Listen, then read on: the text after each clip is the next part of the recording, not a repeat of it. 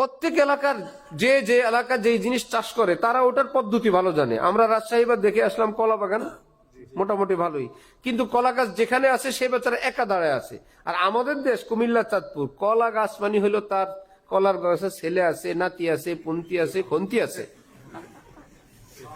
ছোট ছোট চারা যেগুলো ছাড়ে প্রথম গাছের ঘরে যেটা, এরপরে সেটা নাতি পুতি খন্তি না পুরাটা ফ্যামিলি দাঁড়ায় থাকে, পুরাটা পরিবার মনে হয়, পুরা ছোট বড় সব নিয়ে না, পরে আর কলা চলা হয় না। এই রাজশাহী দেখে আমি বুঝে আসছি কলা চাষের জন্য এটাকে একটা রাখতে হবে, ওকে যদি হৃষ্টপুষ্ট করতে হয় ফলন চাও বাকিগুলো কাটো অন্য জায়গায় নাও, ঠিক আছে তরিকা? আচ্ছা, যে যে ব্যাপারে পারদর্শী। এই তরমুজ চাষ করে আমাদের সাথীরা পটুয়াখালী বলল গাছ থেকে অনেকগুলো ডাল বের হয়, আমরা সবগুলো ডাল ফেলে দিই, শুধু একটা বডি রাখি, এত লাগবে না তরমুজ। তরমুজ প্রত্যেক পাটে পাটে ধরে, আমরা কি করি সেটা সবগুলো তরমুজ ছিঁড়ে ফেলি, একটা বা দুইটা রাখি, একটা গাছ একটা তরমুজ, আর লাগবে না, এটাই 30 কেজি, এটাই 40 কেজি, এটাই 20 কেজি, এরকম হইলে হয়েছে।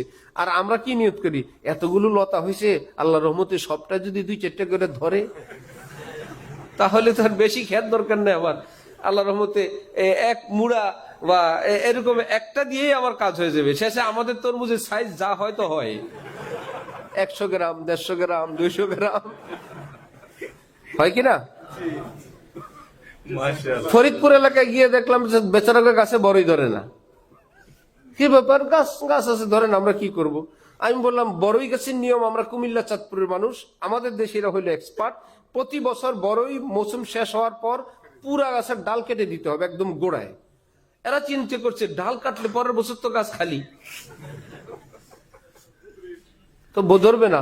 অথচ বড়ই গাছের ডাল ফেলানোর পর আগের পরের মৌসুম আসার আগেই আগের গাছের চেয়ে বড় গাছ আল্লাহ কুদরতি ভাবে দিয়ে দেন, নতুন ডাল হয়, একদম ছড়ায় যায়, প্রতি বছর বড়ই ধরে। প্রত্যেক কাজের পদ্ধতি আছে না?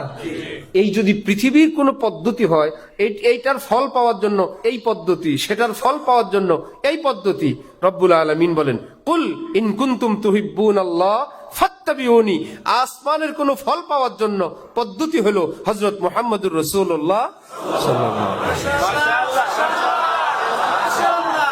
এই পদ্ধতি করো, কাটলে বললে কাটো, ছাড়তে বললে ছাটো, গোড়ায় কাটতে বললে কাটো, সব বাদ দিতে বললো, নবীর তরিকা হইলে ফল পাওয়া।